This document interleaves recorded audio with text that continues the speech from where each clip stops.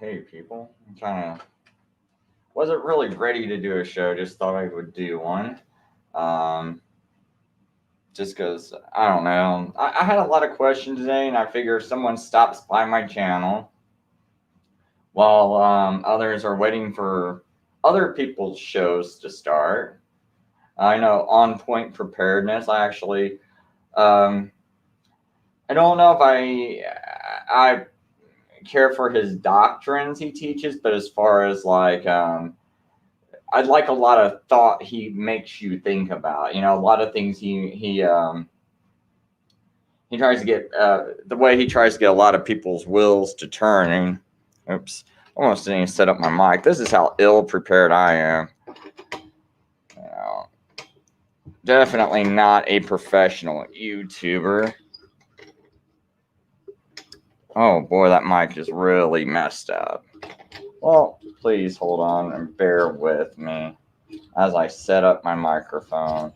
I had no idea. Oh, I had no idea my microphone was. I guess I must have bumped it earlier when I did my last show, and didn't realize it was coming apart. So, at least it's a quick fix, though. Could be a long fix. Long fixes are horrible. Oh, hey! Wow, man, I had you stop by. That's awesome. And I appreciate you stopping by.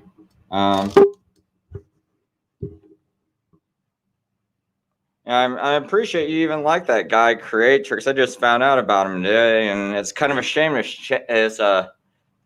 channel got taken down. I thought that was pretty interesting. I don't think many people know about him. Because I saw something about how he thought maybe 3 years ago, he made some video about thinking that Copenhagen, oh God, I can't even say the word. Someplace in Denmark was going to be the new oh Copenhagen. That's it, Copenhagen. I had to look at it to see how to pronounce it. I couldn't remember. He said he thought it might be the new head of or like the capital of the New World Order, and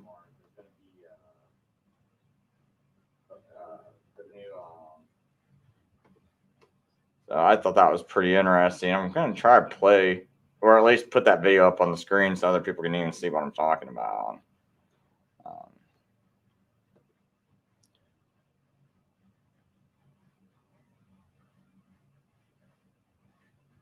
Yeah, and you know what? If you are intelligent, it is hard to survive if you're going to put out intelligent and speaking the truth. It's going to be pretty hard to survive because I just had a video. I know you're brand new to my channel. I just had a video I made 2 days ago, and I feel like I used very, very good data from doctors, even showed their clips. And these are pro-vaccine doctors and pro-mask doctors. And they, for the most part, they seem like they're people who didn't think there was any kind of government conspiracy with COVID or with the lockdowns, and didn't seem very slow to speak out against them. But this one doctor, after doing a series of videos on YouTube studying all these treatments, it's over the course of the months as he's doing this, I'm starting to notice the tone of his voice change as he's doing it, and I can kind of see the wills, even though he's not saying it.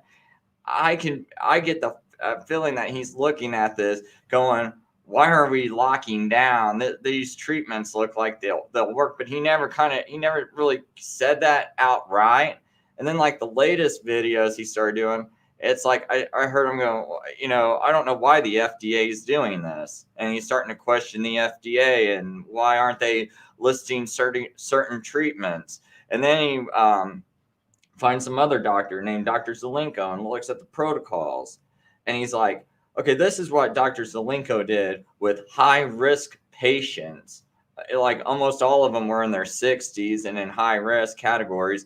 And he said what he did was he prescribed these treatments early on.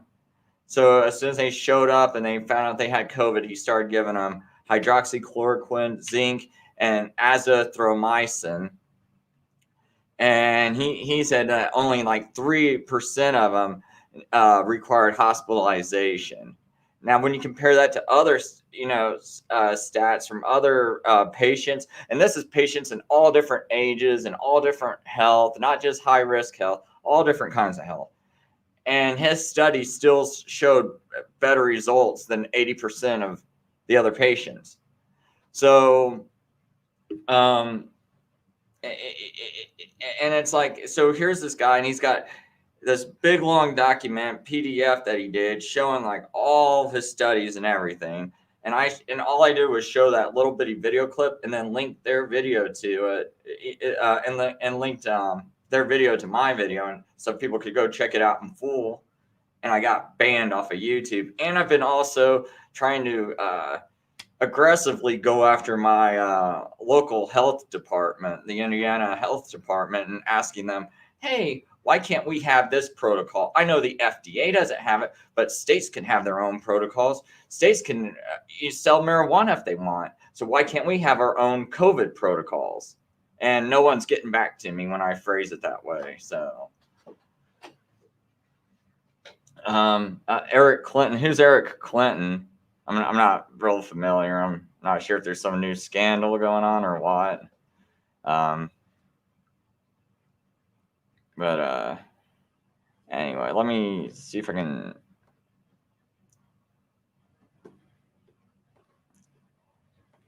So anyway, I found this one guy stopped by my channel yesterday. I did like a 10-hour video marathon that I didn't expect to make. I really try to keep my broadcast. I really want to just keep them to an hour. And but I wound up having like a guest call up, Mark Matheny, and he was like dropping some pretty good Bible knowledge. And then later on, in the hour 6, I would say, Truth Freeze decided to show up, and she started talking about New York and all the COVID deaths going on in New York, which we all know a lot about, but I still feel like there was like some fresh information, and I just liked hearing her perspective since she's someone who's actually in New York. And then she kind of liked hearing like some of the work I did early on when I was showing, I went to the CDC's website and compiled numbers to show how many excess deaths they had this year compared to last year. And then I did that with the other states too, and showed that the other states, if you were just looking at the increase of deaths in all the states, you would not know that there was some pandemic breaking out. But in New York, New Jersey, and Michigan, those 3 places had like more excess deaths than any other country that was like the second worst country, basically. And I'm just talking about percentage of deaths. I'm not saying like, New York had like, I don't know how many deaths they had this year. I really stopped counting after April, but let's say they had 5,000 more deaths, and I say, oh, they have their increase of excess deaths was 300% higher than the next worst country. I'm not saying that they had like, like 100, like one country might have had 50,000 extra deaths and they had 150,000 deaths. And what I'm saying is just like the increase per population, basically. And that's a video I did back in April 30th. Someone wants to go through my channel. I'll try to post the link after this video, but anyway, I was showing that. So my takeaway from that was either New York has some new kind of COVID that's so much more deadly than all the rest of the world that we need to shut all the borders of New York down. Don't let anyone go in and out of it, and just keep them locked down until we can contain their new strain of COVID that seems worse than everywhere else. Or maybe they're killing people. Maybe they're murdering people by using ventilators improperly and not having any kind of early aggressive treatments for COVID that I've been demanding, that other doctors have been, that, more importantly, there's doctors that's been demanding this that have been silenced. So, and that's kind of what we were going back and forth about. Anyway, I thought this one video that this one guy who stopped by my channel was pretty interesting. He mirrors a lot of videos, so these aren't his original videos, but some of these videos I can no longer find on YouTube, like these videos by Creatrix13. This one I don't know who it's by. Maybe I can say. It doesn't really say. But anyway, it's got this quote from Albert Pike, and it says, "Whenever the people need a hero, we shall supply him." Well, this made me think of Donald Trump, because I think Donald Trump was a hero that the New World Order, which I believe the Vatican controls, supplied to us. And the reason why I think that is because Donald Trump has appointed 33 Catholic advisors. He's only got 23 Protestant advisors. And think about this. There's a few hundred different denominations of Protestants. And he's only got 23 people representing those, almost like a couple of hundred different, there might be more than a couple of hundred different denominations of Protestants. But he's only got 23 advisors that are non-Catholic compared to 33 Catholic advisors, all of one church. So, I mean, right there should be some suspicion to people, but it doesn't seem to be. And then he goes and appoints nothing but Catholics, Gina Haspel, who I believe is Roman Catholic, and also tortured people. And that's why she doesn't believe torture works right, because she said, because it was discovered that she tortured these Muslims, that they gave her false information as she was torturing them. And so she said, yeah, torture doesn't work. And then he goes and nominates Kavanaugh, Barr, both Roman Catholics, both people who helped Clinton get away with drug dealing out of Mina, and the Vince Foster murder, which they try to claim is a suicide, but it's a murder. It's kind of funny, though, how, I can go against the government story on Vince Foster and things like that. But yeah, man, I have all this, which is harder to prove, because I didn't get to investigate, but I got all this data showing all these scientists saying this should be a standard early in COVID treatment that will stop deaths. Plenty of data to showing that you will virtually have no deaths if you if you treat COVID early on in this manner. And my video gets removed. So I think that's something really weird going on, when it's like, oh, are you trying to really save lives, or are you trying to kill people? So see, if you're trying to save people's lives, how are you saving people's lives by banning my video? Like that's what I don't understand. I mean, or other people's videos, they're bringing up this same thing. How are you saving lives? Because it's supposed to be about saving lives. And I challenged some people who were leaving me negative comments on other videos. I hope you guys stop by my channel, and please put your comments. Like, if you don't like what I'm saying, please put that comment into this chat. I do not ban any comments. I welcome all comments, even if you hate me, whatever. You can put your comments in. I used to run a bulletin board system way before the internet. I let people have free speech. Always let people have free speech. Ever since I was like 13 years old, ran bulletin board systems. I let people have free speech. You could cuss me out. You could put political things that I don't agree with up, on my bulletin board. Did not care. And if people don't know what a bulletin board is, used to, before we had internet, some people would run these bulletin boards as a hobby. A couple of people made enough, it got paid, but it was really hard to get paid for them. But you have a phone line just dedicated to your computer. People call it with their computer. They can leave like a message on it. They would go hang up, and someone else would call and read whatever they left on your bulletin board. And people could take and read whatever topic someone else was talking about or other people are posting. But only one person could call at a time, because that's basically most people most people I know couldn't afford multiple phone lines. So, and that's kind of what they did back then. I think one person, every once in a while, someone had two phone lines. Maybe you could have a little conversation online, but for the most part, it was just one phone line. People take turns calling. So, and it's like I used to let people, talk and do whatever they wanted to on there. So as far as like my YouTube channel, I have always allowed every comment you want to post, whether I agree with it or not.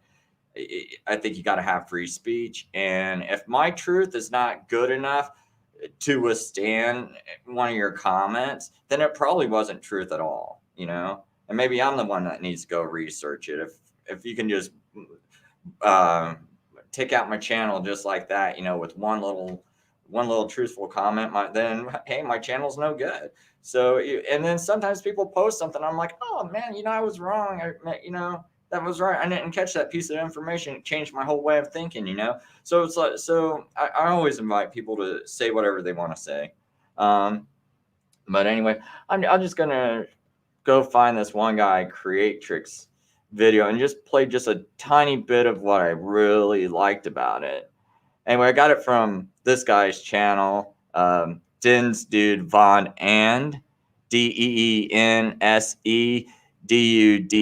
That's one word, and then VONAND. That's the other word. And you can find him on YouTube. Like I said, all he does is mirror a lot of videos, basically. So, but I was just kind of curious, like whenever someone joins my channel. Oh, by the way, folks, if you got a channel, you want me to promote it and just say something, I'll say something on air. Because one of these times, what I'm hoping to do is get a channel that gets up to like 80,000 views. That way, someone wants a little advertisement. Well, hey, you at least came to my channel, you checked it out. I'll let people, even if I don't agree with your channel or your channel's got some things I don't agree on, I'll let people know, hey, I barely checked this person's channel out, but they said they wanted me to put a word in. They were kind enough to stop by my show and listen to it for a bit. So I'm going to do them the favor, and I'm going to, at least like, say the name of their channel online, and hopefully, like, if there's people with really good information, I can help them get their channel promoted and things like that. So, but I will say there are some shills in the community where I just know I really accuse them of doing things that are that hurt the truth community, like Alex Jones. I will be critical of him, and so I mean there are certain people I will be very, very critical of, because I really think Alex Jones is controlled opposition and disinformation agent. Yes, not everything he says is wrong.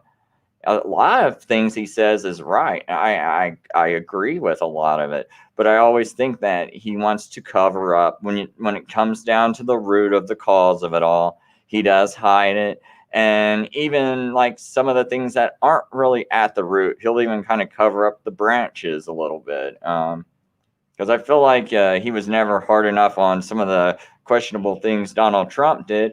And I believe had he called him out early, like, hey, why are you nominating Barr? Isn't Barr deep state? Didn't Barr cover up Mina? Wasn't his code name or alias Robert Johnson? Wasn't that like the alias he used as part of the whole Mina cover up operation? And it's like, I don't listen to Alex Jones. I quit listening to him about 10 years ago when I found out he was a big time agent. But so maybe he has said some things, but I mean, I know some people that listen to them and they never brought that up, so I assume that he hasn't. But anyway, this is the one video I was talking about. I think I gotta go reshare that screen though, because I don't think.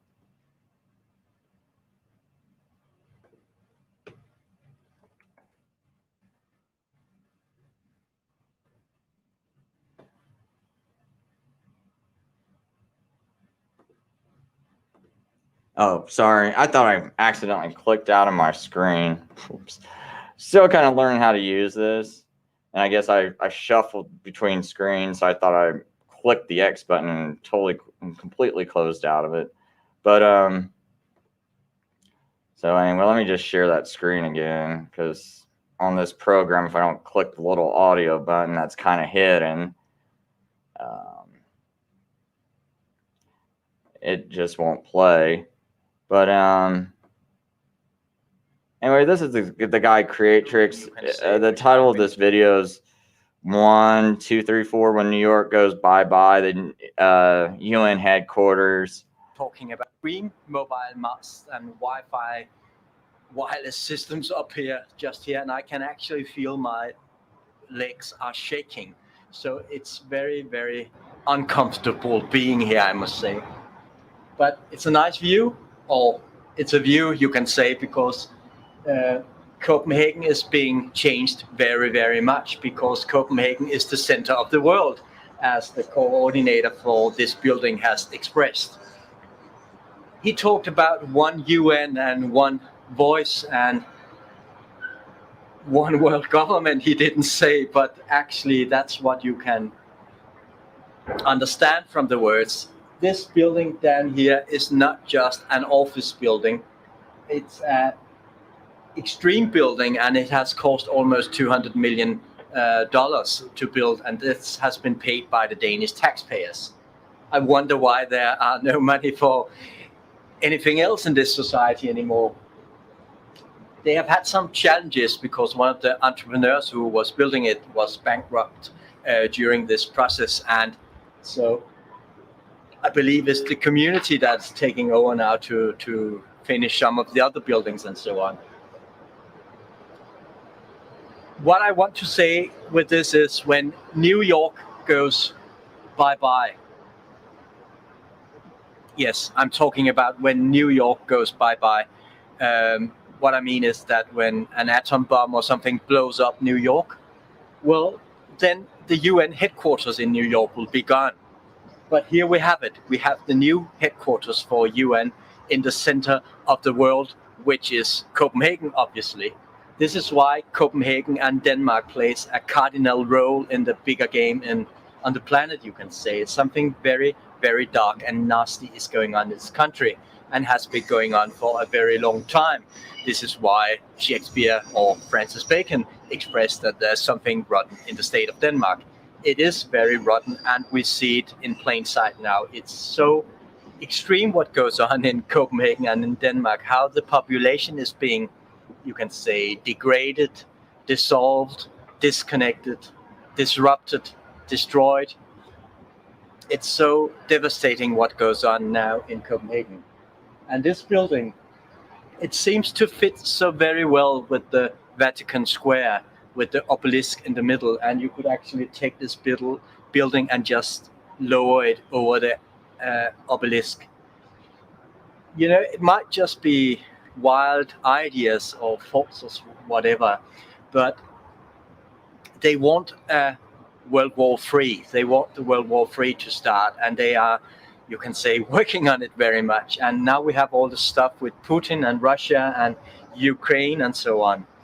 Actually, it has been said by many of these, you can say, prophecies and so on, that something would start with Ukraine, and then some big cities in the United States would be blown up by the atom bombs and so on, nuclear weapons. And many things would be going on, actually. And I just suspect, and I have suspected this building since 2008 or 2009, that this was actually for the world government. Since I was in Rome in July 2009, and Pope Benedict, he expressed that the world needs a world government with real teeth. And when looking at this building, I find it a building with real teeth, you can say. And, you know, you just have this feeling, you have this something that, and it all fits together when looking in Copenhagen, when looking in Denmark, what is going on. Copenhagen is being changed into actually a metropole, you can say, metropole, and everything is being changed into English names, American names, and all the companies are changing. The buildings are coming up everywhere, which can also be watched in the harbor area here, and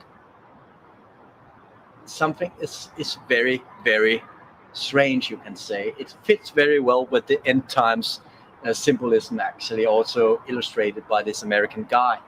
actually, where I'm looking at right now, that's what is called Refshaløen, and that's actually the head of the leopard, which I referred to in this video by the American guy, and that's where the Eurovision Song Contest will be in May 2014 in Copenhagen, of course, the new center of the world, and they are reshaping and rebuilding it at the moment in the head of the leopard.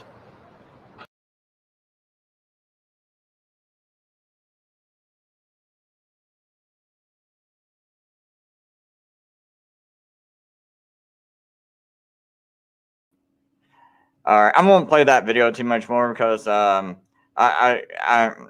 don't know. I kind of want to try to move on to other topics, but I just want to play a little bit of it just to let people know something I found that was kind of interesting. I haven't really looked into much of what this guy said. I've never heard that angle, and I just thought I would share that with people because it's just kind of weird that his channel's so banned, and it's hard to find his videos, and so I'm just kind of wondering, is there a reason? Is it because this guy's like he's hovering over the target with some stuff he's saying? So I know he is talking about Rome and the Jesuits. So, you know, a lot of times when people are real close to the truth, and since very few people talk about the real rulers of this world, that, you know, I tend to think they get attacked. Anyway, I see some new people are starting to watch the stream. If you have any comments or questions, or if you'd like to, if there's some stuff you want to talk about as far as world events and or something that you feel like you really need to share, I invite you. You can come onto this live stream if you want. I'll post the link in the chat, and you are free to join. You just got to click it, and boom, you're on it. Or you can leave some comments and questions in the chat, and I'll answer them, because I know there's some people who I posted that I was going to do a live show, and I know there's a lot of people that hate the fact that I attacked Trump. So if you got questions or there's something you want to shoot back at me, you feel free to. Like I said, I do not ban comments. I do not censor comments. Even if you hate me, even if I think it's completely ridiculous, I do not censor it. Which I don't know if that how good of an idea that is. Sometimes it leaves some people a lot of trash to maneuver through. But hey, you know, free speech. Got to keep up that free speech.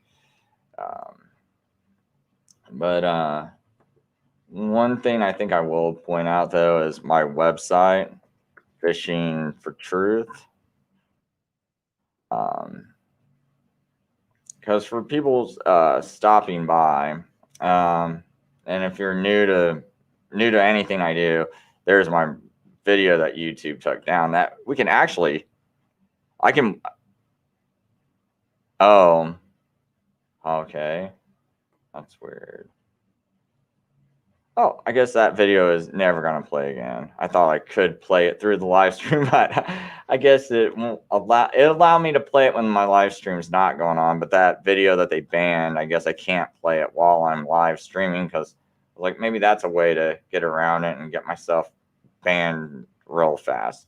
But anyway, up at the top, I got some links you can click. I got all these historical books that basically talk about Rome's responsibility for the assassination of Abraham Lincoln, written in 1897 by Brigadier General Thomas Harris, who oversaw the trial of the co-conspirators behind Lincoln's assassination. So, and in his book, he says there's enough evidence that you could even convict the Pope of being behind the assassination. So when I say that Trump is a Vatican New World Order puppet, that's what I mean. He is appointing 33 Catholic advisors to only about maybe 23 or 26 non-Catholic advisors. So, like I said, there's at least almost like 200 different denominations of other types of Christians, and you got 23 representing those other 200 and 33 representing one church. Something's not right. And Trump's also appointing nothing but Catholics: Barr, Kavanaugh, Amy Coney Barrett, Gorsuch. Gorsuch is Roman Catholic. I know he claims to be Episcopalian, but he never left the Episcopalian Church. Anyway, I got another book. It talks about the Nazis and how a lot of them were Catholics, by Andrew St. Clair, written in 1980, called The Great Silence Conspiracy. Pope or President. You can read about how the Catholic Church removed the Bible from public schools. And basically, they backed the Democrat Party in 1841. And as you can see, the Democrats and the South, the Democrats were mainly the South was mainly made up of the Democrat Party, and during the American Civil War. So Catholic Church also supported the South. And so I think all these things go hand in hand. I've mentioned it in other videos, so I'm not going to go into it in this one. Anyway, Papal Hierarchy by James Aiken Wiley, 1878. In this book, he talks about how the Vatican has used communism and all these other different groups in order to suit its purpose, to advance its agendas. So that was stated as far back as 1878. So when people say, "Oh, the Vatican fights communism," you might be quite surprised at how that really works. Anyway, that's just that part. Some of the people who I criticized today, well, I didn't really criticize you, but what you did was you attacked me, and so I attacked you back. But here's more of my proof. This is a really good article using tons of books from the 1800s to state their case for the Jesuit connection to the assassination of Abraham Lincoln. But also down here, I have articles about Kavanaugh sabotaging the Vince Foster case, and how William Barr helped cover up Mina. And that's that. I would probably recommend that article. This one, you can see some other cover-ups that he was involved in also. So I mean, that's where all my proof goes. And this one right here was by a guy named Dove Ivory. And he's wrote books about how Kavanaugh sabotaged the Vince Foster probe. He said he was even if you look here, it's not like he's an anti-Trump guy. I wasn't either. It wasn't until Trump started nominating all these people, especially starting with Gina Haspel, that I was like, oh my gosh, it's like this isn't looking good. And I could already see the signs of what Trump was going to be. I kind of lost all hope. And I was like, okay, he's just another shill. And it looks like this is going to, he's going to be used to usher in the New World Order. Because I really felt like the New World Order was shooting their whole entire wad, because here you got this guy that's getting attacked by everybody who you suspect is rotten. All the rotten rhinos, all the rotten Democrats are attacking him. So if all these Democrats and rhinos are attacking Trump, my whole thing was either this guy really is legit, or they're trying to make him look like he's very legit, and they're going to use him to usher in the New World Order. Sadly, it's the latter. And it looks like that's what Trump's goal is. A guy who signs a $6 trillion check for the flu should be a dead giveaway for most people. Especially by the time he did it, it was March 27th. There's plenty of proof showing that COVID was not that serious, that there were treatments that you could use early on to prevent most deaths. But all you had, even in high-risk people, all you had to do is give them these treatments early on. There was plenty of proof, and he still signs this check on March 27th. There's also been proof that Sweden's model is working just fine. Just let everything be as normal. And why aren't they having to have a lockdown? They didn't even have a first lockdown, and they're not having to have one at all. And while other countries are locking down for a second time, so you really have to start. I know people get scared because you're told this Biden guy, he's so horrible. He's such a rotten human being. And I agree with you. But I also think there's a plan. And I really believe that Biden was always going to be the Democrat nominee. And I always believe they had a plan to put the worst ticket possible together. And I think by putting Kamala Harris instead of someone like Tulsi Gabbard, you created the worst possible ticket you could possibly create.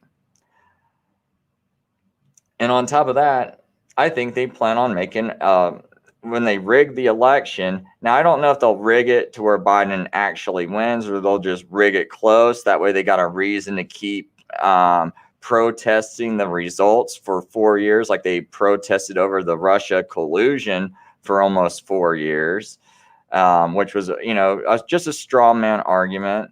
And see, those things I never bought into. I never bought into the Russian collusion. When I bashed Trump, I never bashed him over the stupid stuff, the stupid things that I knew was nonsense, like Russia collusion.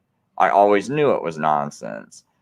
But I also knew it was something that they created to create noise, to drown out people like me that had real concerns, like concerns about Barr, concerns about Kavanaugh. And suddenly you'd hear all this Russia collusion stuff just get blasted in the media. It's almost like a song, and they just cranked up the volume all the way, and you couldn't hear what I was trying to sing. And it's like they just wanted to keep playing that old record, It's like... So I was just kind of really upset about that.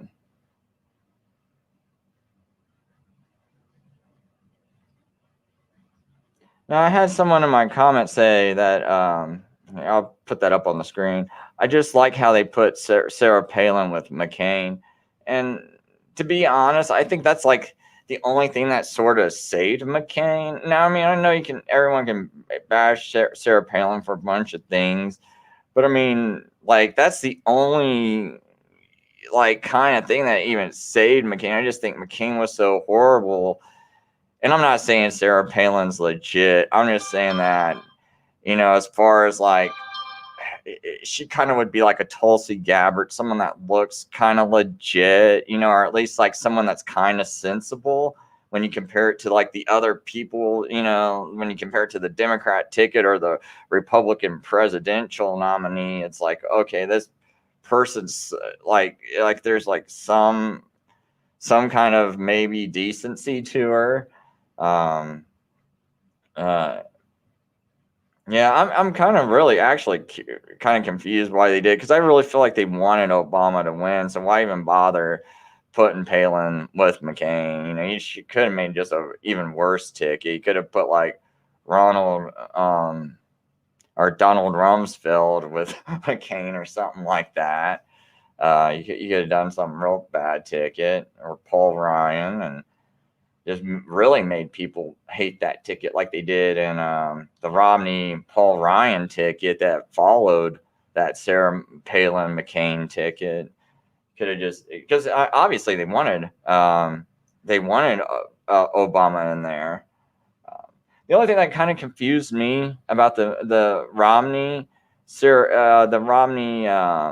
Paul Ryan ticket was I did think that maybe Romney was gonna win, even though like street polling that I do is pretty accurate, and I can normally predict who's gonna win like almost 100% of the time. Like I did it for a Republican Senate primary, and I predicted precisely the almost to the percent that Braun, Todd Rokita, and one other guy was going to win, and I predicted the order, who's going to be first, second, and third, and the polling percentages.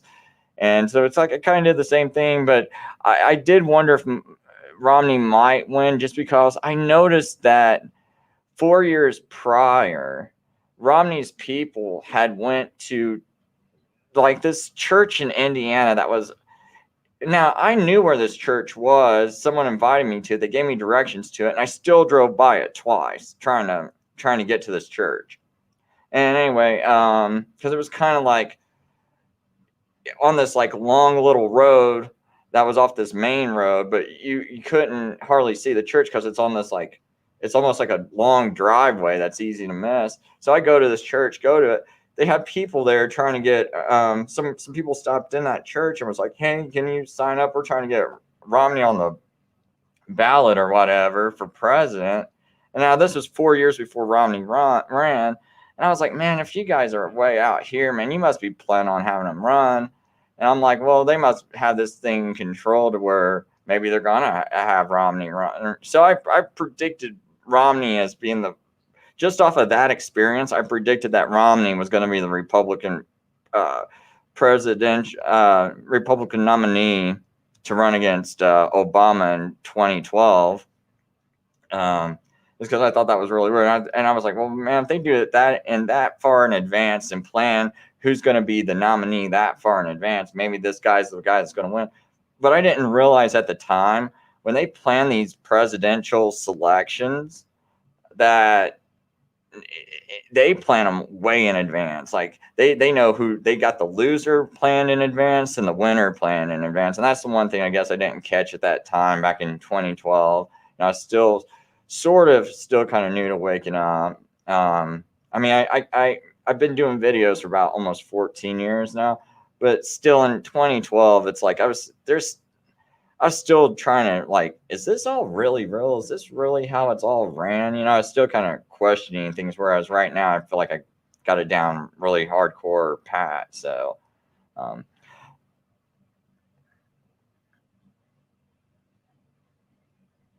although.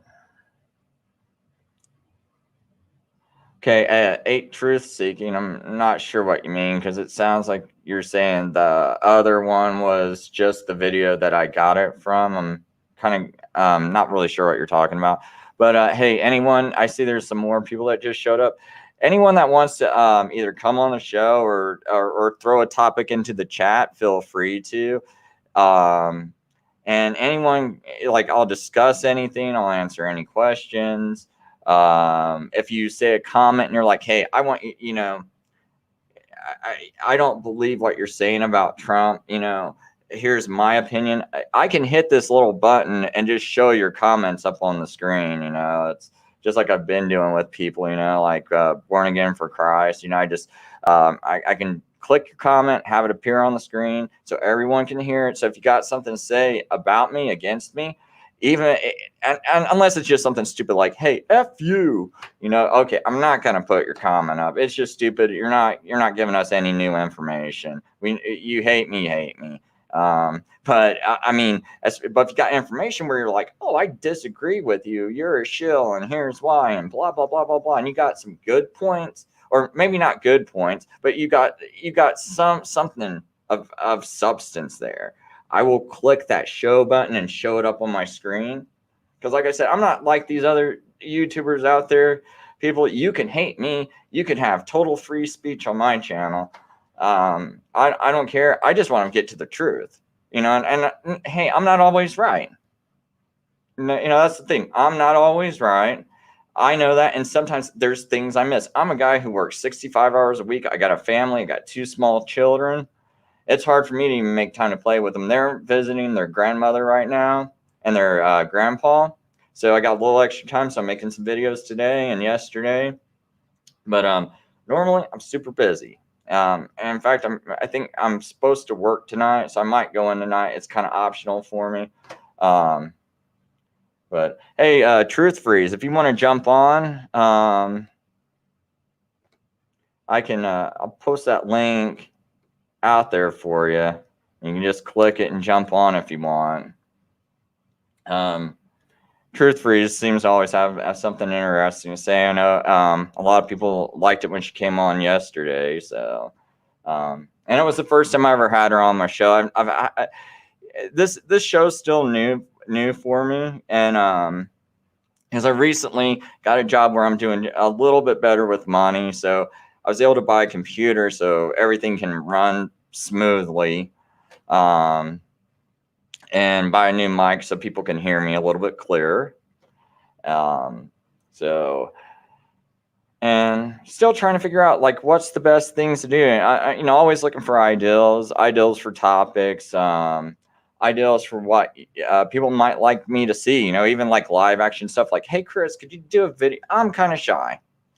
Can you do a video where you go out in the public and you ask them blah blah blah? Maybe. Not saying I'll do it, but like I'm open to considerations. Like I do plan on sometime this week buying some kind of a stabilizer that can hold my iPhone on my body somehow. Walk into my Indiana Department of Health and ask them why can't we make this a standard early treatment for coronavirus. Why can't we make this a protocol?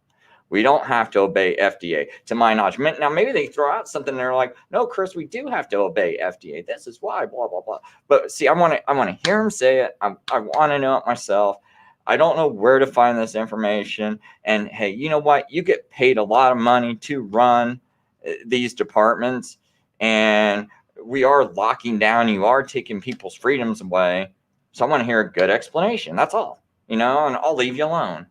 Until then, bing, bing, bing, bing, bing. I want to know.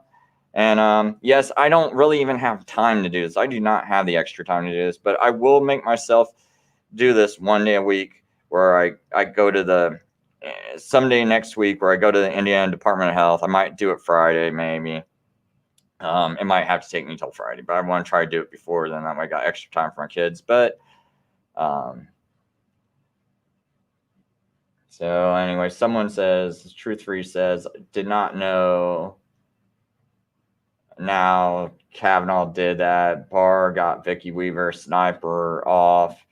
And Pompeo said, folks are in a live exercise for Corona. Yeah, see, I remember Barr saying all that. And that is a good point about Barr, too. What she's referring to is the Ruby Ridge incident where federal agents illegally, because Randy Weaver had rights, but I think it was something about like Randy Weaver sawed a shotgun a little bit low and sold it to someone. But even at that, I mean, it was later found out that Randy Weaver did absolutely nothing wrong, and if anything, the government agents were guilty of trying to entrap him in the first place. But anyway, what they do is they go and they show up at his place. I think they shot their dog at first. Then their son comes out and doesn't know what's going on, and they wind up shooting his 14-year-old son. And then later on, one of the snipers sees Vicky Weaver holding a baby and decides to put a bullet through her head while she's holding a baby. And it's like none of this had to happen. And like I said, later on, they find out Randy Weaver's totally innocent and awarded him like $1 million, a couple $1 million of money. But still, you lost your kid and your wife. That's not really compensation. And the agent should have went to jail. But Barr, and I think he even bragged about this at his recent nomination when he was getting nominated to be Attorney General. He was going through this confirmation hearing. He's like, hey, part of the reason why I should be nominated is for my pro bono work. Or what was his pro bono work he was referring to? It was referring to when he got these agents off the hook for free. He defended them for free for blowing a hole through Vicky Weaver's head, and who did nothing wrong. So, it's and so that's and here's my whole thinking behind that. I know folks believe in that whole I can't think of what it's called, something immunity that they give to these cops and these federal agents, and they go, oh no, they need to have that And it's like, well, no, they don't. See, still, you need to be held accountable for, like, if I go, hey man, go shoot that baby in the head, and I'm like a sergeant or something, or like a captain of the police force. I'm like, tell one of my officers, hey, go blow that baby's head off. Oh, what do they do, boss? He's making that loud smacking noise with that pacifier, blows brains out. And it's like, so he goes and do it. Well, just because I told you to do it, and I told you it wasn't illegal, you know you can't just go do that, and you got to suffer a consequence for doing something like that. And it's no different for what those agents did. It's no different. So yeah, it might be called prosecutorial immunity, but I think it's called something else.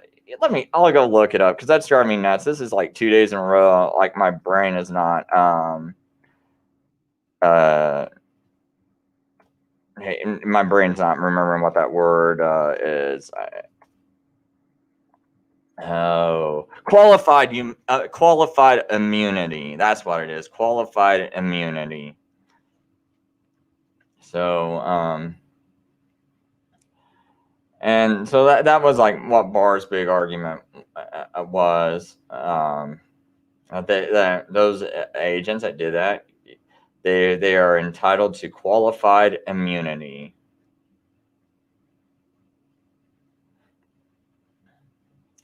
So anyway, Truth Freeze, you're welcome to come on my show if you want. I post the link again in the chat. I might just do this video for about another half hour, and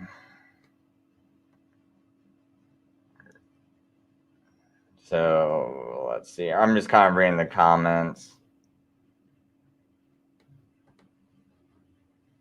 Truth Free said, yeah, FBI set Randy up and the government attacked. Yeah, that was pretty much it.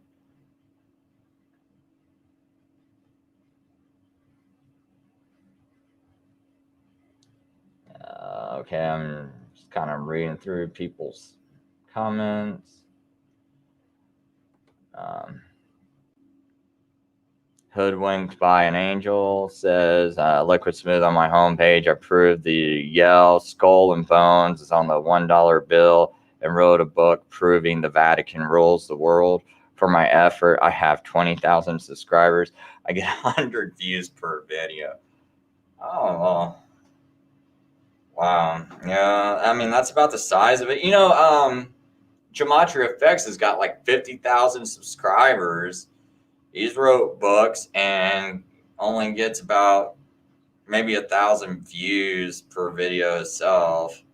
It's kind of mind blowing, because it's not like there's so many people doing like absolute trash. Now, I'm not familiar with this guy's work, but I will say there's a lot of people doing just absolute trash, getting like 10,000 views, 20,000 views, 2,000 people in their live streams, and 4,000 people in their live streams, and things like that. Just doing absolute trash. So it's like, yeah, you do good work a lot of times. You don't really get much of anything. I mentioned in my video yesterday that this guy named Jared Israel, not to be confused with Jacob Israel, but Jared Israel, he's like this older guy. I'm not even sure if he's dead now, but he ran Emperor's Clothes, and for almost a decade, I had promoted his video. When I first saw it, it had 19,000 views, and I had promoted his video for a decade. And I even had a website where for 6 months before someone hacked into it and erased it, or just really messed it up with a virus or whatever they put in it. I couldn't get it out. I tried sorting through it by hand. I couldn't get it out. But anyway, I promoted this video so much, and even individually, I would message people and be like, "Check this out." Over the course of 10 years, I'm not sure if it even went above 20,000 views, and that was 10 years of promoting this guy's video relentlessly. because it's the one video where I feel like it's such strong proof that the government and media lies to you. Because here you got something that's supposed to be a concentration camp, but the reporters are the ones fenced in, and they made it look like the people were fenced in. And they interview the one guy who's skinny looking, and it makes it look like, and they make sure that he's filling out most of the picture behind a fence. And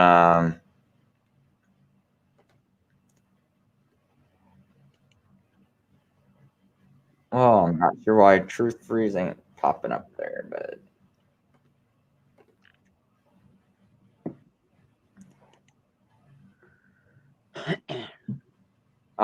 hello, Truth Freeze. I can hear you now.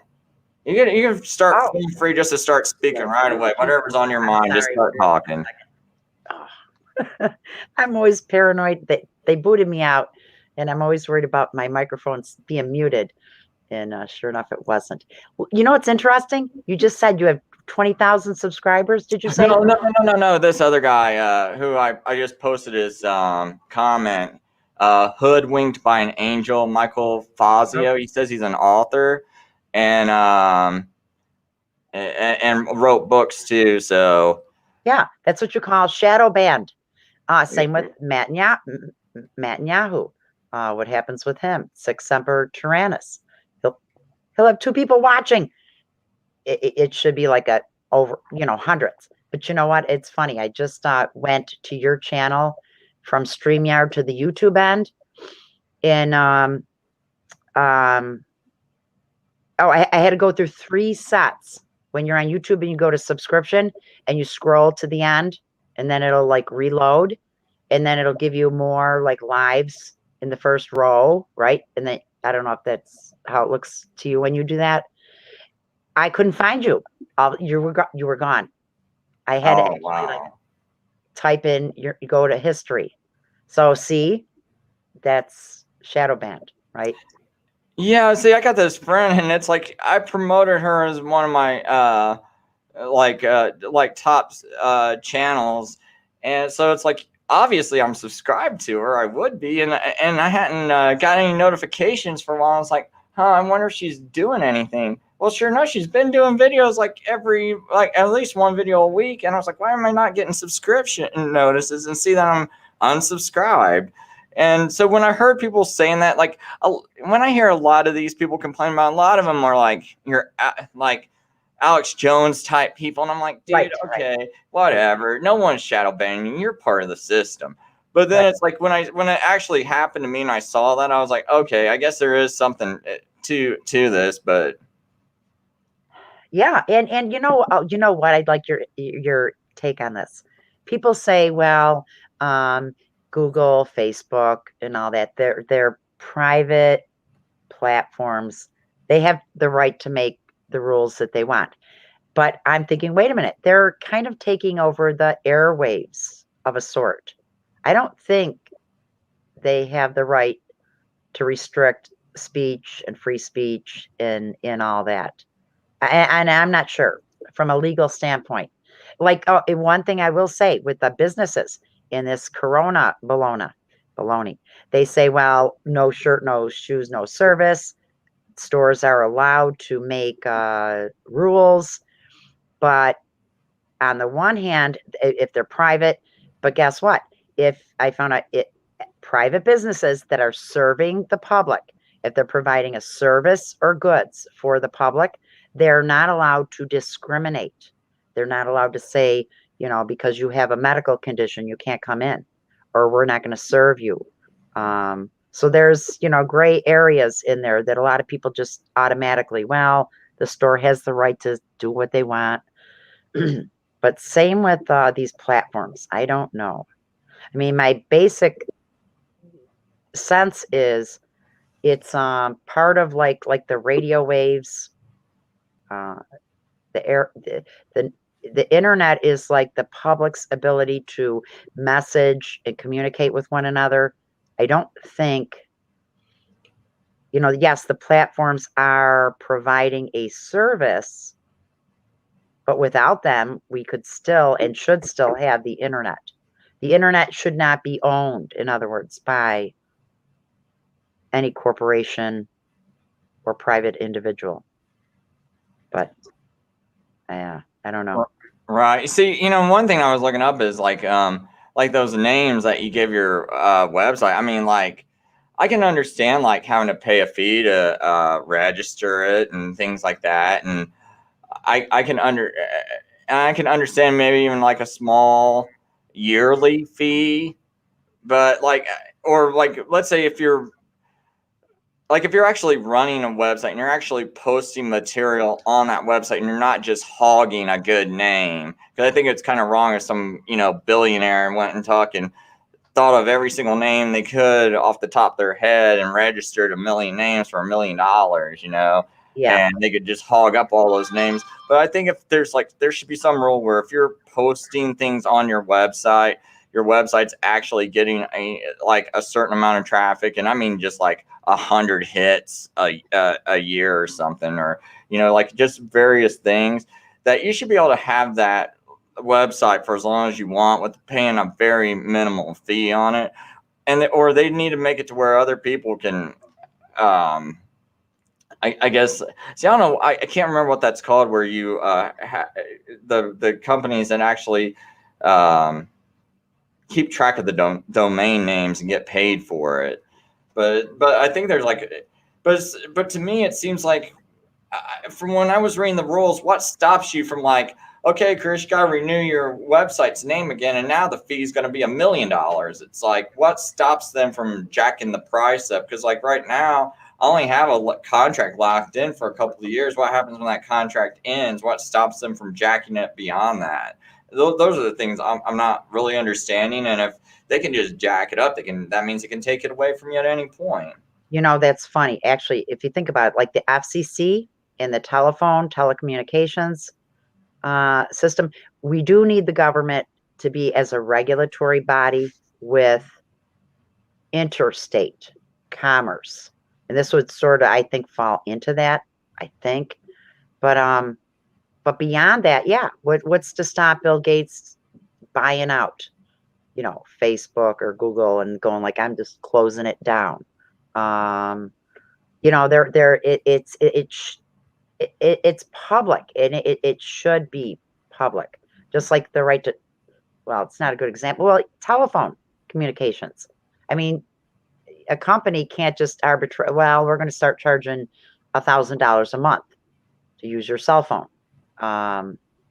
Because they don't own, that's airwaves. That's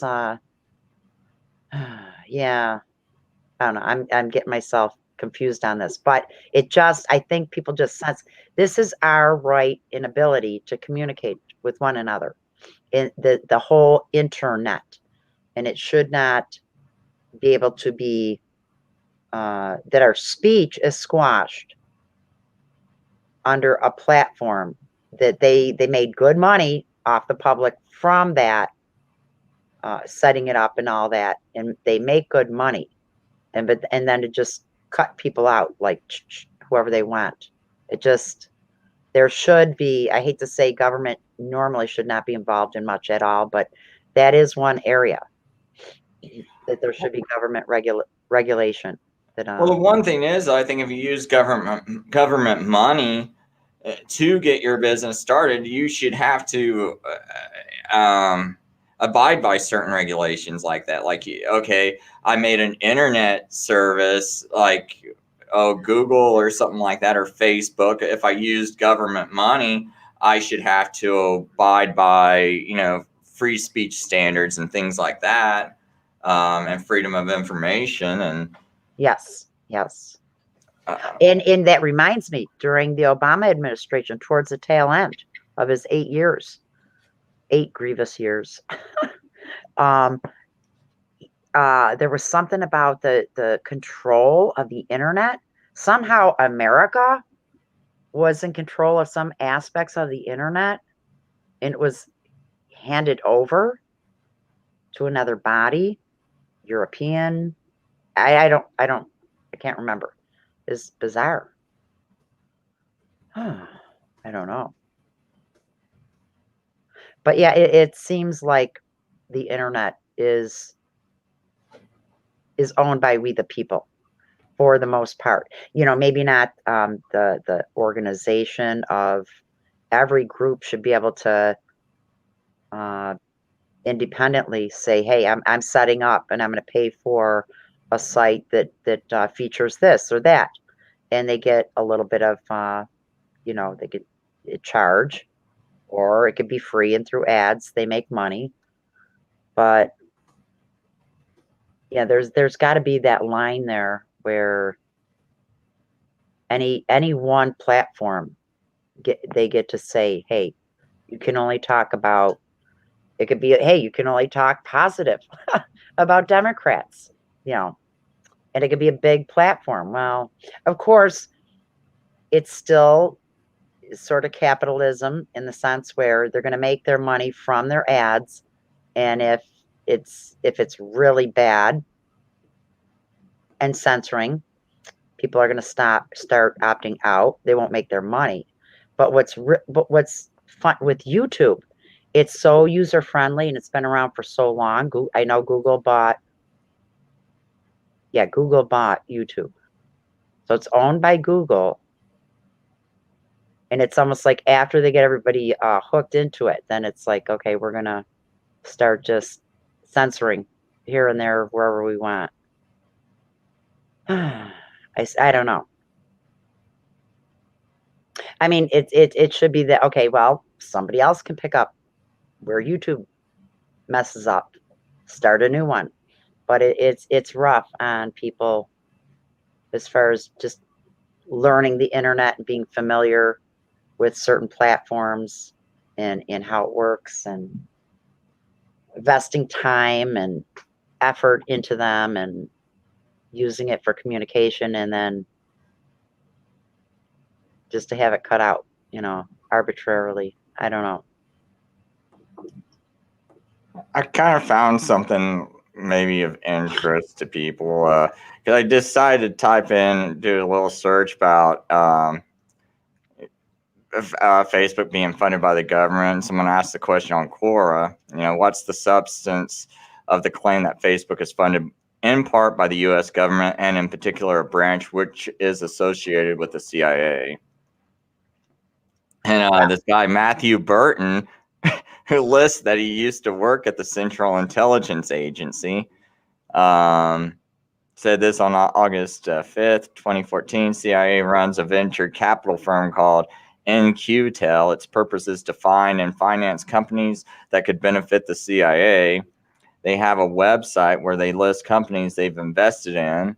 A lot of them are companies that make tools that would help intelligence analysts deal with their information glut problems, search technologies. Whoops, accidentally clicked something. Anyway, search technologies, mappings technologies, parentheses, Keyhole, the precursor to Google Earth, was a NQTel company, etc. Here's the list. So they give a link, a portfolio of everything that the CIA is invested in, which is pretty interesting. Maybe I'll put that link in the chat in case anyone wants to check it out.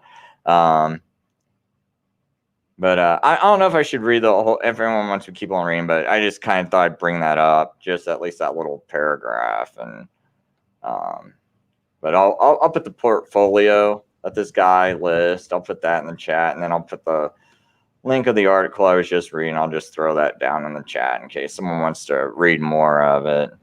So this was Facebook?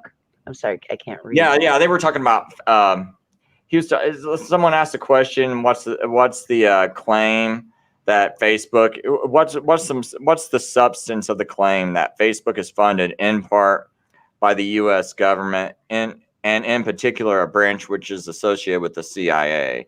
So Matthew Burton, who says he used to work for the Central Intelligence Agency, he says the CIA runs a venture capital firm called NQTel. And I guess it invests to finance companies that could benefit the CIA. But like down the bottom is like NQTel. He said this sounds he goes in this paragraph. He goes, this sounds confusing. It's probably because the connection between the CIA and Facebook is so tenuous as to be meaningless. I kind of doubt that, but anyway. Interesting though, because they said that In-Q-Tel is the group associated with the CIA for the specifics of affecting media, or did I say that right? It's when you the very first start. It's so not just like just the CIA, but a CIA group. Yeah, well, it's got a capital firm called In-Q-Tel, and In-Q-Tel is the one that it says its purpose is to find and finance companies that could benefit the CIA. Interesting. So I guess if you could, maybe this is what you could do, people who need some funding. You can figure out some way you could benefit the CIA, and maybe In-Q-Tel could help you get your funding. That's a plan by Jove. That is funny. Oh my goodness. And when you were starting to read that, it reminded me of the Frank Church hearings on is the CIA working with Hollywood in the media and putting out information or, influencing it to whatever degree. Yeah. And they're like whispering to one another, getting all nervous about that question. And that was back in the 70s. But, one thing I wonder, could that In-Q-Tel could finance, I don't know, people who want to start a show on Fox? Could it finance a media company if it would benefit the CIA? I mean, oh, you bet. I mean, that's what they're kind of hinting at, right? Yeah, but you can't really play with the devil and win, But yeah. Well, that's what I mean. I understand you can't play with the devil and win, but when I'm reading that that second sentence, its purpose is to find and finance companies that could benefit the CIA. I mean, couldn't you say if I want to prevent terrorism, or I want to collect data, and I know people might call up my show and be like, "Hey, Sean Hannity, I got some info for you." It's like, and you could say, "Yeah, that's my excuse right there. I'm using. I know I can gain people's trust and get people to call me with information, and the CIA, Central Intelligence Agency, we need all the information we can get." And that could be like your weird way of financing a total shill like Sean Hannity, who you can control and justify it by saying he helps you collect information. Just throwing that out there. I don't know if that's how it really works, but just kind of in my mind, just kind of wondering, is that what we kind of do? That sounds spot on. Wow. I think you're onto something there. Oh my goodness. All I wanted to do is just see if there's any truth to Facebook being funded by the government. I found that. Wow. Amazing. You started, I kind of was missing, but you said Kavanaugh helped, my mind's going blank. Cover up Nina. Wow. Oh, yeah. Vince Foster and well, no. Oh, well, hold on. Kavanaugh didn't help cover up Mina. I'm sorry. Barr helped cover up Mina, and then Kavanaugh did the Vince Foster thing. Yeah, and Kavanaugh also supported the NSA spying. I had this great little picture someone did, and it listed everything that Kavanaugh's been a part of, and it it's like really nicely summed up, but I can't find it on the internet when I try to do a search. And I would just type Kavanaugh unconstitutional and it would pop up pretty easy. And I'm trying all these search words. I'm like, man, it's not popping up. Yeah, so much has been scrubbed. I try to save things to the bookmarks. But yes, there's so much stuff that's scrubbed and getting scrubbed as we speak. Revising history as we speak. Yeah, my sister reminded me, she just told me I have so many problems with my computer. She said, just go pay $50, get like a hard drive, she say 1 terabyte. Just, put everything on there, and then you have stuff saved. Or you might even just be able to get like a flash drive if you got a USB port. those Yeah. flash drives can hold, some of them can hold like 64 gigabytes. 64 gigabytes, that's pretty much like all you really need if you're going to collect pictures. Now, if you're going to hold a lot of video, you might want to invest in a terabyte drive. But Uh, if you do you just know want how many something that's like gigabytes? not little and not bulky, just get a flash drive. Do you know how many gigabytes are in a terabyte? 1,000. Oh, wow. Okay. Huh. Yeah. But if you're pretty good at keeping track of your flash drives, you can keep it in like a drawer where you know where it's at, or keep it in some kind of box if you want, because since they're so small. But and then if you're starting to run low on information, on a space, you just buy another one. But I would almost think, um, but then again, I think of flash drives. Well, you might be able to get them for about 20 to 40 bucks now. And then maybe a terabyte drive. Terabyte drives might actually be pretty cheap now. They might only be Yeah, like she a couple looked it hundred. up. She said about $50 for a terabyte. Yeah, so a terabyte drive might be your better investment, even though it's a little bit bulkier and everything and bigger. Well, I was just thinking to myself this morning, though. I was thinking, like, why do I think I want to get one of those hard disks to copy? Like, what is the point? We're at the tail end of things. I have like PDFs on just certain information, and I worry about like I try to keep like a library of information. I worry about all this stuff just getting totally erased, and obviously I can't rely on my memory. Um, and but really, I don't even know at this point how much good all this boatloads information is going to do us while we're in these last days. I say, we're in the last days. We're getting close. Oh yeah. So I got one good video on my website, Fishing for Truth. It's called it's probably about right in the middle of the homepage. It's called the Curious Case of William Barr, and I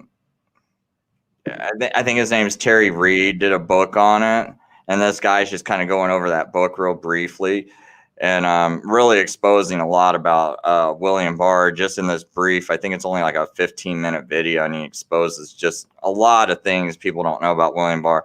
So when people tell me, "Oh, Trump might have not have known about William Barr," Yeah, right. please, people, please. If he doesn't know little things like that, big things like that, like people sat and talked about that in the media for years when it happened back in 1992.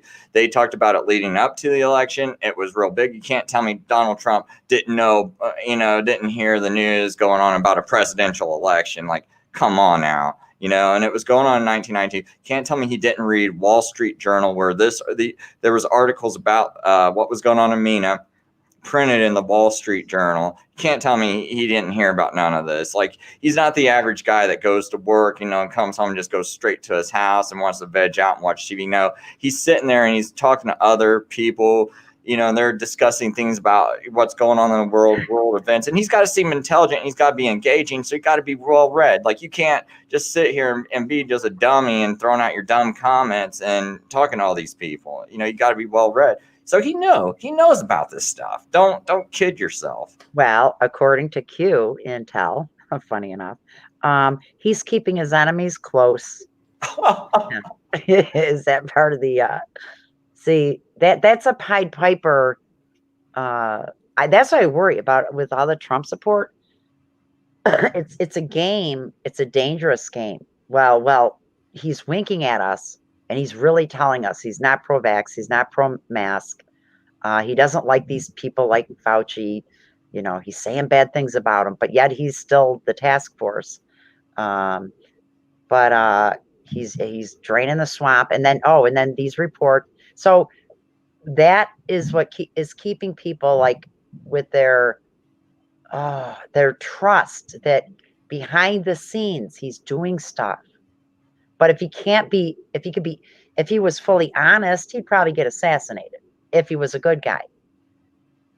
If he was, and so that's sort of that psychological game going on with a lot of patriots and Trump supporters. He just can't say this and that, but behind the scenes, he's going after all this.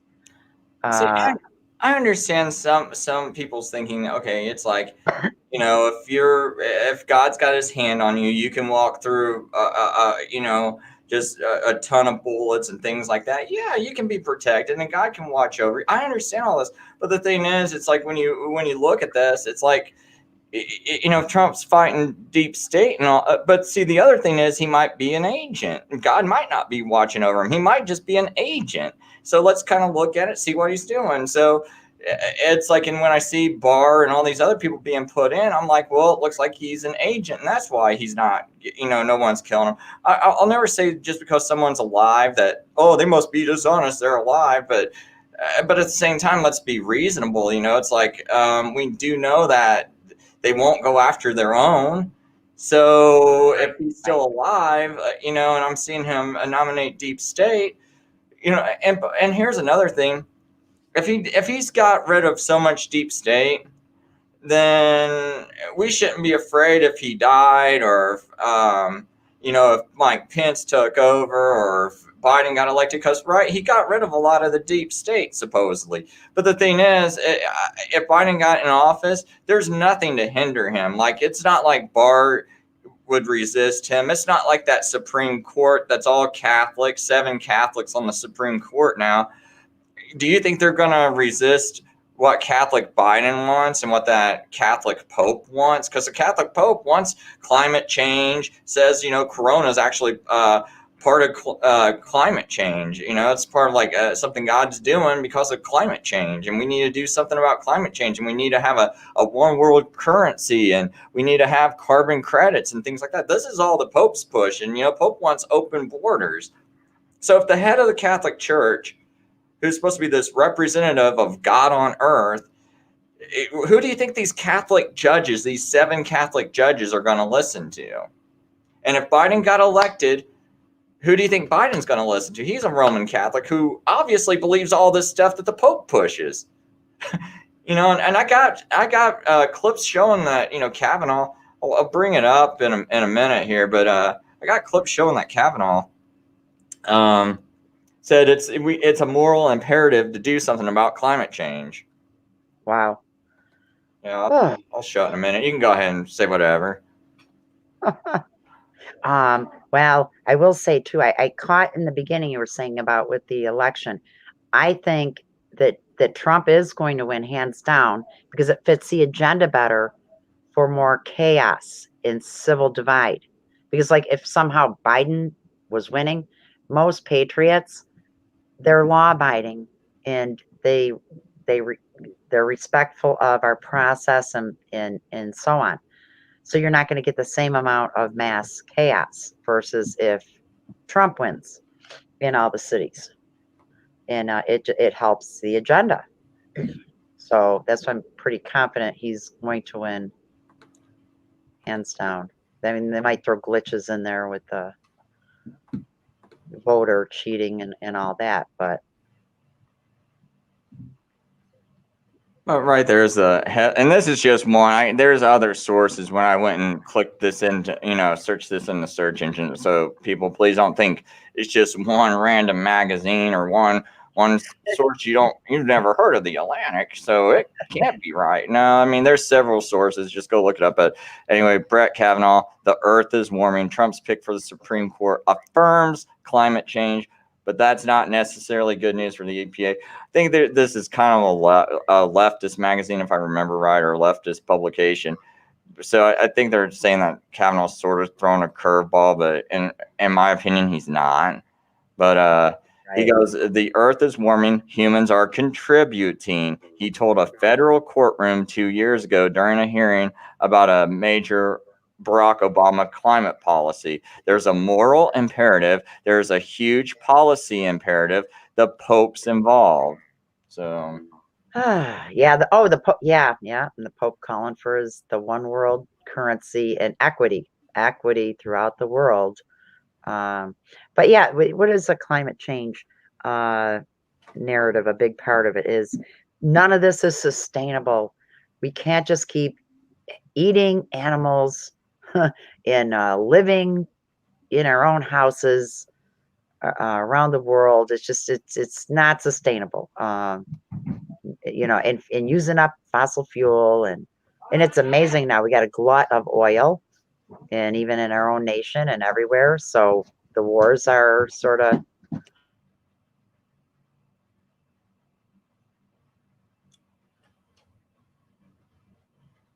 I wish I saw this guy's comment. I wish I said goodbye to him and kind of was like searching up articles. But anyway, I guess he's going to go do a live stream, and anyone that wants to go check that out. I mean, I'm not one that much gets afraid of competitions or that someone's doing it same time my show is going on.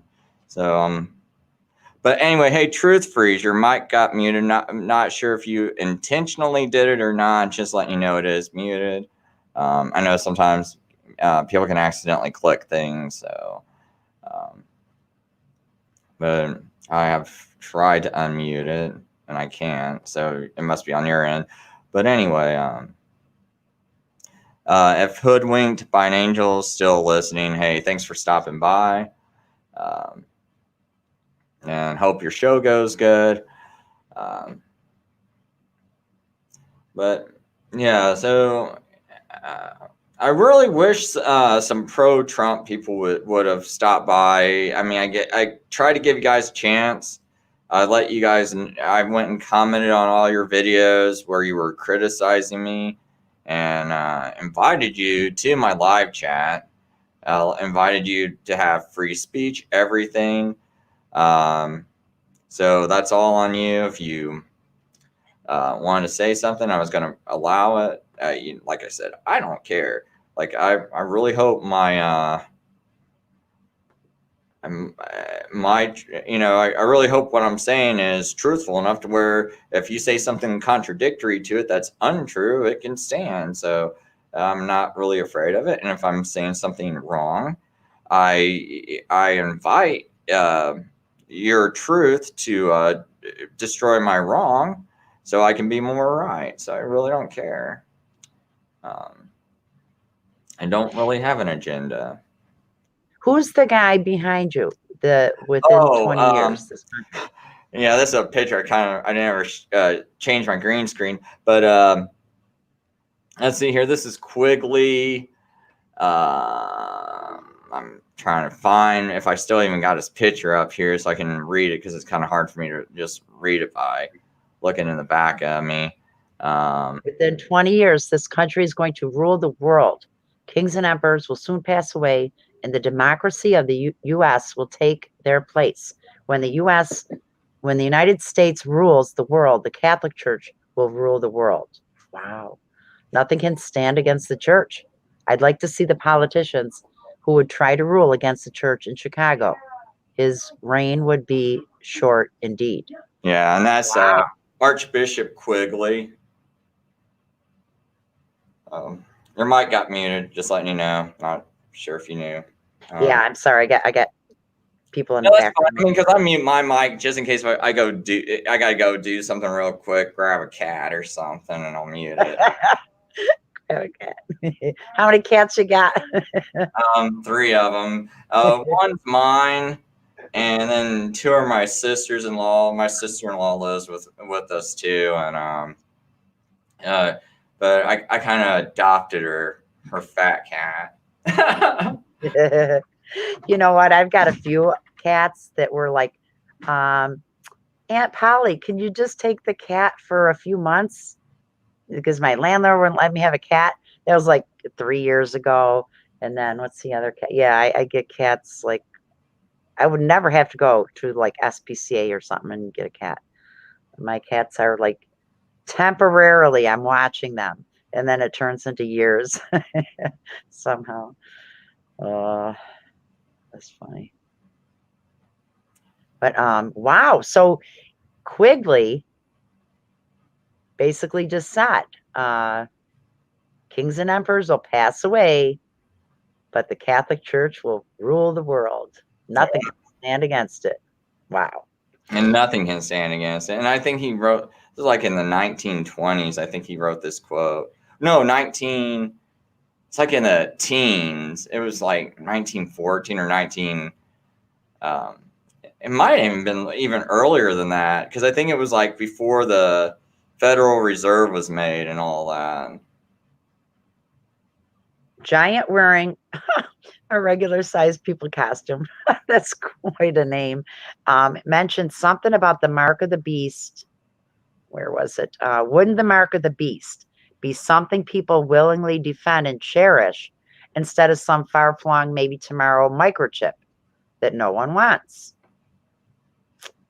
Which I find to be interesting to see. And I know it's he causeth all, both rich and poor, great and small. No one may buy nor sell, save he that has the mark or the number or the name. Or I don't think people are going to necessarily defend the mark of the beast and cherish it. I mean, I think this person's just kind of throwing thoughts out there, Yeah. that are spinning in their head. So, I just think it's just something they're kind of like asking in general, and just kind of throwing it out there for thought. But I don't know. I mean, I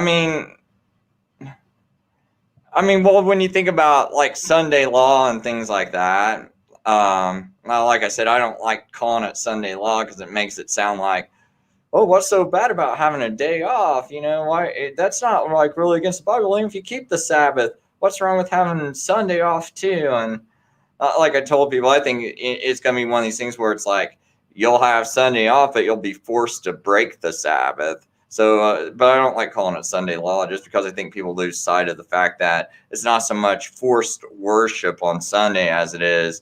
I think it's going to be forced Sabbath breaking on the seventh day Sabbath. So, so as far as like something people willingly defend and cherish, in some ways that might actually be correct when you start thinking about like Sunday and people like, oh yeah, I want my day off for my Sabbath, because you always hear these people that keep Sunday. They go, well, this is Chris, you got your Sabbath. And I'm like, no, that's not my Sabbath, that's God's Sabbath. And they go, well, I got my Sabbath and it's Sunday, but they always use the words my, and like it's like whenever they talk about it, it's always slipping. Like you will never hear me go, well, my Sabbath is the seventh day, Saturday.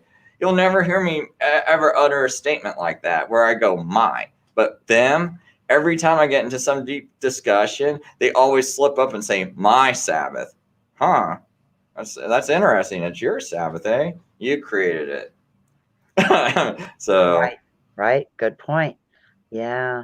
But yeah, this Gates WO that they say stands for World Order 2020 060606 cryptocurrency is like what China's already doing now with facial recognition and through the phone apps, I believe. This will be in our body, a biosensor chip, whatever, that will regulate our body's activity to decide our credit score. Like, did you dig that ditch today long enough to get, okay, you get to get your breakfast and lunch or whatever. I mean, it's a patent, and we know it's part of and planned to be in the vaccine. And I think there's a lot of confusion. There's a lot of different companies that are going to be coming out with a corona vaccine, but there's that between Gavi and Abiject and Moderna, and I get it mixed up. One of them is sort of like an umbrella for all the different ways for the vaccine, the biosensor combo, and then there's the tattoo, the ink, the luciferase ink, a DARPA hydrogel that melds with your body, that once it's in you, it's part of you. But basically tracking, it's just, and altering our DNA, tracking us and altering our DNA is what's right around the corner. And they push it. And even, Trump stood there and talks about Operation Warp Speed without batting an eyelash. Like there's nothing wrong with that. We're going to use the military to deployed the military and other forces for when the vaccine comes out. It's going to be a big job. 330 million. Yeah, see, I never liked it when at first when they were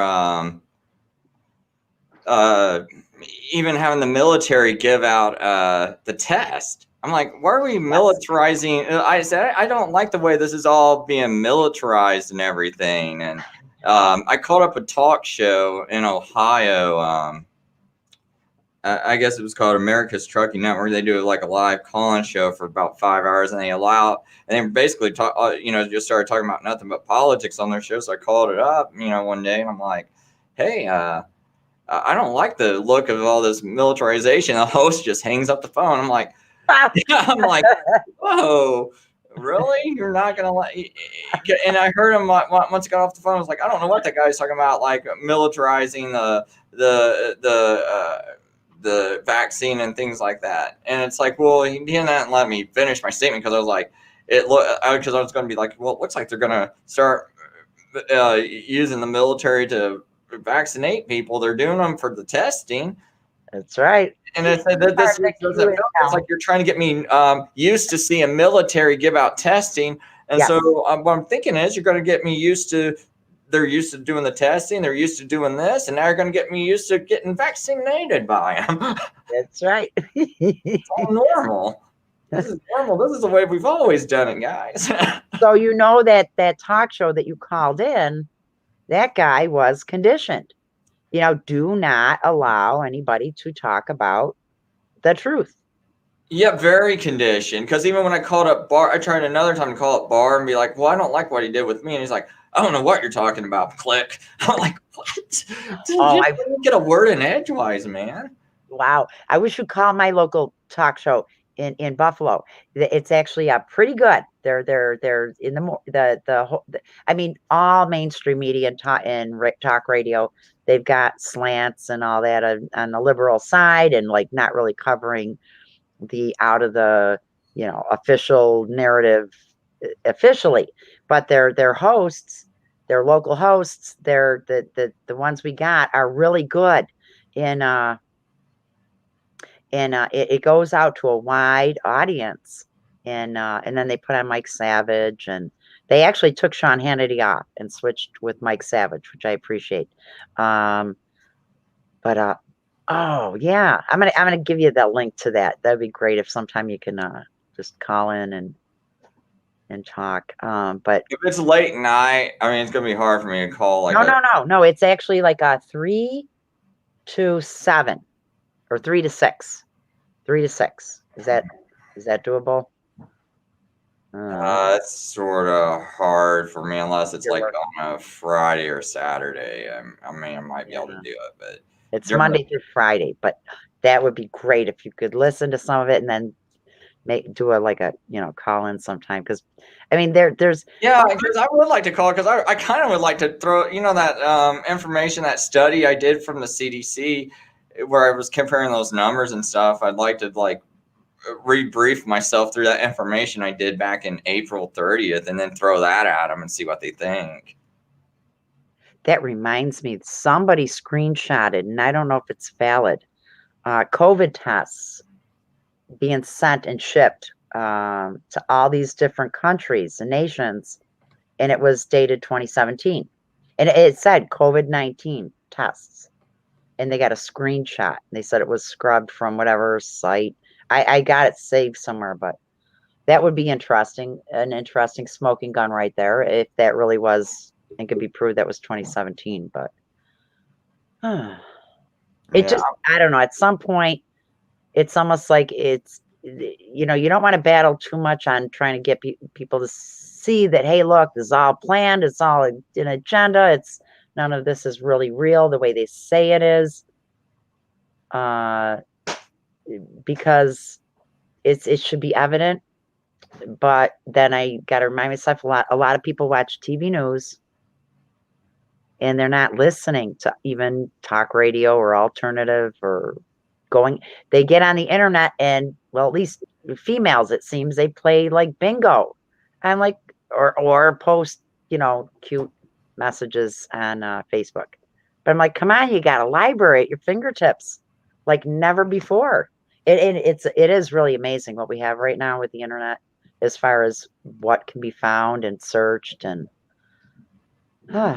it's amazing.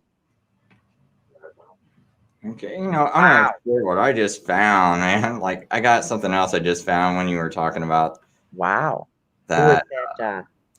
But Who's this is that from gardener? 2018. 2018.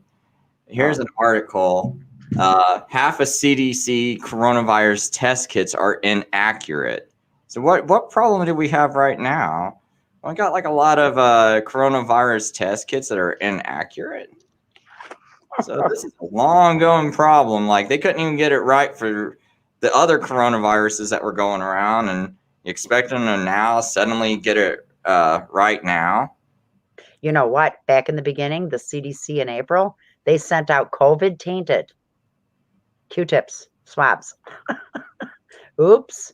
And other places did too. But that's amazing. One woman I heard of got her brain punctured. Like people joke about it being like a lobotomy Q-tip swab.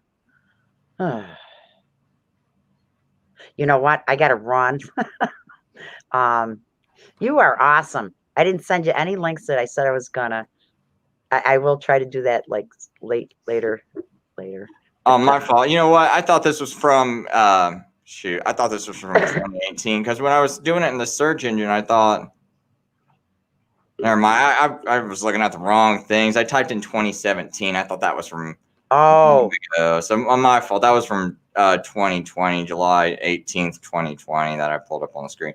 So sorry about well, that. I thought I found. one guy explained it really well. A Dr. Thomas Cowan, Cowan, on Spirosaurus's channel. He said, going by cycles, if you test for this coronavirus at 30 cycles, everybody 100% of the time will test negative. Everybody. Okay, I And heard it was 60 cycles, but he's yeah, saying 30 cycles. if no, and no, then if you go to 60, everybody will test positive 100% of the time. Okay, And so then you said at 30 they test what again? negative, negative. Oh, The okay. lower All end, right. negative. Then the higher you go, because they're testing a fragment of virus that we all have in us. Apparently, it's probably from one of our chromosomes. I don't understand all that really scientifically, but how he explained it. And then the FDA is allowing up to 40. Well, with 40, you get a lot of high false positives, like 70 maybe to 90%. I think something like that, even with that 40 cycles. So it all is so they can keep it low to go like, see, we gave this medicine, it's working. Nobody's negative now, or all the way high. See, these people are having parties. They're not listening to the CDC guidelines, and oh, everybody's getting sick. And they're calling these cases as though um, these are people like who, in our minds, they died or they got really sick. No, they just tested positive.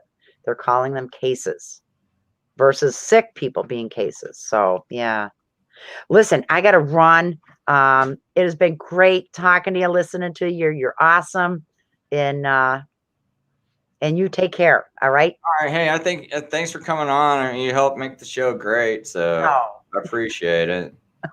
Yeah, oh thank you. yeah. I mean, I look forward to having you on. Like, because I just really like where your mind and perspective is. It's refreshing to me because I like that. I don't like I get someone on my show and I can talk to them, and it's like I'm not like we kind of got different information we can throw at each other to keep this the same motions going. Saying like our wheels are turning the same way instead of like.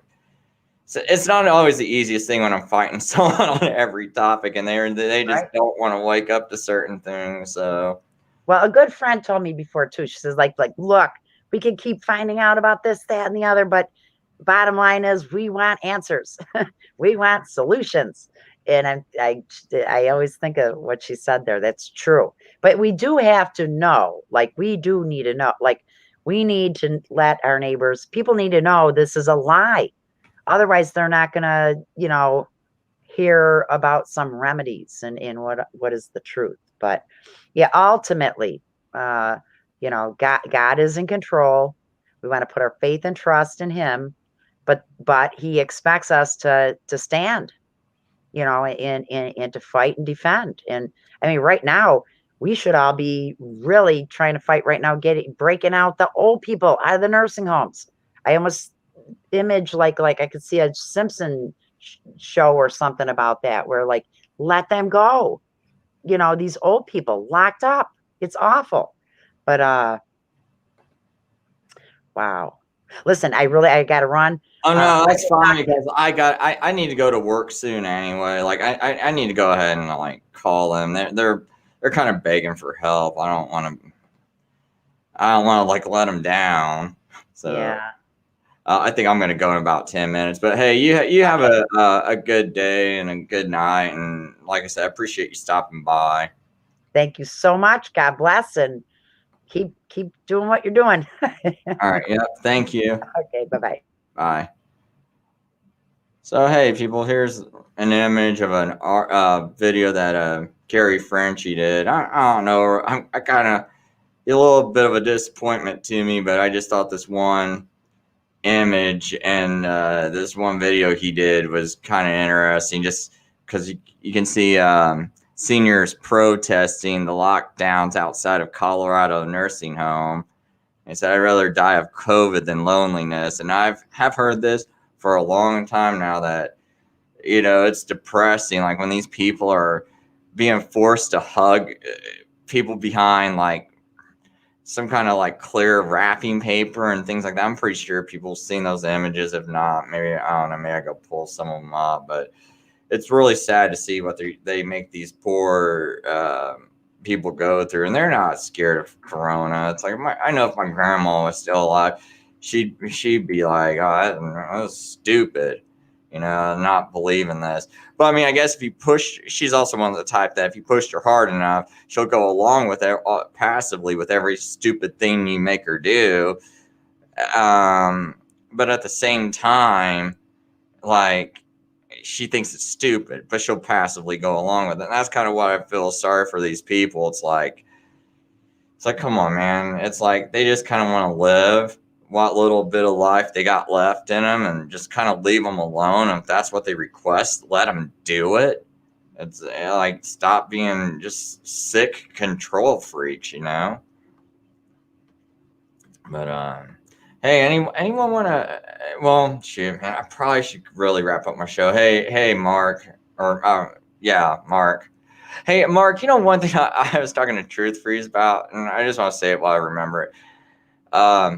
I know your channel, like, man, if I type in Mark Matheny, like that, your channel does not pop up in YouTube. So I don't know if you need to add that tag when you do your videos. You got to like tag them more or something like that, to where if someone types in Mark Matheny, it actually pops up.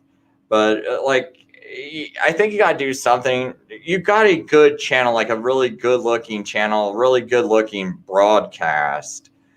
But I was telling Truth Freeze, it's like I think things like Sic Semper Tyrannis News might be a little hard for people to remember or to type out.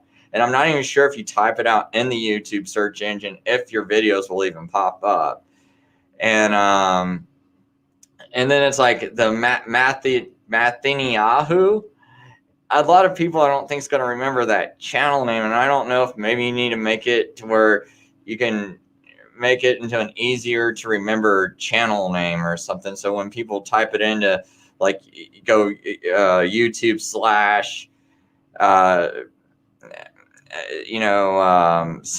something real simple, because that's why I have Fishing for Truth, because it's just something real simple. Even though my channel right now, it's a bunch of gobbledygook characters, because you got to have 100 subscribers before you can have an official name. So I hope about 100 people subscribe to my backup channel, but I want to have it something simple that people can remember, and I think that's just kind of what you might need to do, because I just like it's just not popping up. Or at least like load your videos down with more tags, and at least put your the tag of your name in it, like Mark Matheny and stuff like that in it. So yeah, there you go. SST News. That might be like a lot easier for people to do. And then you can always like say it in full, in your actual videos. And but yeah, I because it's like I think you got a good channel. Like I mean, and even though like I disagree with a couple of things, and I know there's maybe a few other people that do, but still, it's like when you look at what else is out there, it's like you should really be getting more views, and I think um, that's got to be part of the problem, because you should really be getting more views. But oh yeah, hey Dens, dude, you're welcome. It's like that was really interesting stuff, by the way. That Creatrix 13. I cannot find him. So I don't know if you ever see his videos or his channel. I think I might have found him where it's like, but I only saw like one video posted, so I'm not even sure if that's really him. But if you find Creatrix 13 and you find like his new channel, if you would post it in the comments of one of my videos, that'd be great. Like not in the live stream, but maybe later on you just post it in the comment section and I'll find it. But because I'd like to listen to a little bit more of him, because I know he's all about the Jesuits and Vatican, and he had some interesting things that I'd like to check more into. So, but anyway, I think I'm going to end this at 10 o'clock.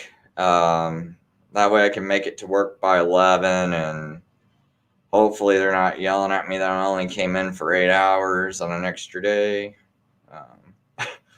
But so anyone else got anything they want to throw out there to talk about or anything? Because if not, I might just go ahead and end the broadcast. It's almost 2 hours long. That's pretty good broadcast time. That's about the maximum I'm gonna try to do for now on. No more 10-hour shows. I don't know. Maybe I might do one marathon in the future, but yeah. Hey, thanks a lot, Dins, dude. I appreciate that.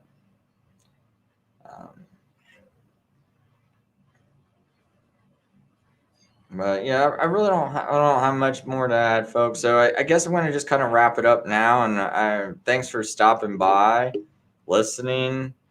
I will try to post some stuff about me confronting my either some reps or the health department in person, because I really do want an answer as to why they won't make certain life-saving treatments standard protocols, because I don't care what the FDA says. We don't have to wait on the FDA. Like I said, we got some states sell marijuana, some states don't. They're not waiting for the federal government to pass laws about that, are they? So why can't we pass our own life-saving COVID treatment protocols? And there's plenty of evidence, plenty of testing. I'm willing to really get in an argument with people. I'm even willing to take someone to a lawsuit about it. I just got to find out how to even properly go about that. Because I'm really tired of like my videos being banned and things like that. Like I want to sue. I feel like that's harassment, actually, and I want to sue someone for harassment. Because it's like, because your harassment of me is leading to people dying, so your harassment's actually doubly as bad. You're the ones who are harassing me and causing people to die. I'm just trying to get out life-saving information. Not only life-saving information, country-saving information. Because it's like, you keep damaging the economy with these stupid lockdowns. It's gonna wreck America. And like I said, I'm unhappy with Trump, but you guys, you can hold your local city, county officials responsible. You can hold your local government responsible. You can hold your governor responsible. This isn't just all Trump. We all all of us have to point the fingers at ourselves and ask ourselves, what have we done? And we need to find whatever things we can do to try to fix this problem. And we can't just be on the computer. We got to get out there and do something. So, and that's my whole thing. It's like I don't know why I didn't think of this sooner. I guess I was like a little bit perplexed of it. Like I said, I also work 65 hours a week. I figured there's people that are sitting at home, not working, who are getting funding, and you're supposed to be doing everything you can to figure out a way to end these lockdowns. And it's kind of like, I stumble across information about other counties in like Texas and Kansas that are completely like, hey, we're not going to have mask mandates. It's all optional. And so if they can go against their own governors, why can't you do it in other states and go against your own governor? And not only go against the mask mandate, go against the lockdown mandate that they are illegally trying to push on you. Well, I guess it's not, and maybe it's not illegal, but they shouldn't be trying to push it on you, and you don't have to obey it. It's a mandate. All city county has to do is come up with ordinance that can't go against law, but they can go against mandates. So, but anyway, that's what I plan on trying to do this week, is at least contact someone and post that up. I still need to post my calls I made to my local reps, because I just want people to kind of see that I have been calling my representatives of my state, complaining about, hey, you should investigate the voter fraud going on in Massachusetts. It needs to be looked into. People are concerned about the coming general presidential election, right? The general election coming up November 3rd. So if you're concerned about that and election fraud, shouldn't you start looking into the election fraud already going on? And that's what I stated to a lot of my reps. I know I called them about Amy Coney Barrett. I didn't like that. So that was a different call I made to some of them. And then, I also called Senator Todd Young, and I think I added that quote about Rome's responsibility for the assassination of Abraham Lincoln. I told him about that book briefly, because you're only allowed to call these people for about 3 minutes and leave a message. Sometimes, one time I got a hold of a rep secretary. I still have not got a hold of a rep yet. So, but you got 3 minutes if you ever call them. And even if it's just leaving a message, you might be like, hey, I don't feel like calling these people. Well, what you could do is call them early enough or late enough to where no one's in the office, and you just leave a message and just kind of bug them that way. But I think we should at least call them. At least do that. If you're not going to go confront them and things like that, at least give them a call. But anyway, I think that's going to be it. Wrapping up the show, wrapping up what I'm going to try to do this week, and just see what happens. Oh yeah, I do plan on buying an oxygen detector and putting on a mask, and seeing what people's responses are. When they see that it's going to drops down to 17.5%, which is 19.5 is OSHA, as the minimum level for OSHA, that they say minimum safe level. And when it gets to 17%, they say that causes impairment. And it's listed right on their site. So you got to think that mask drops it down to 17.5. So.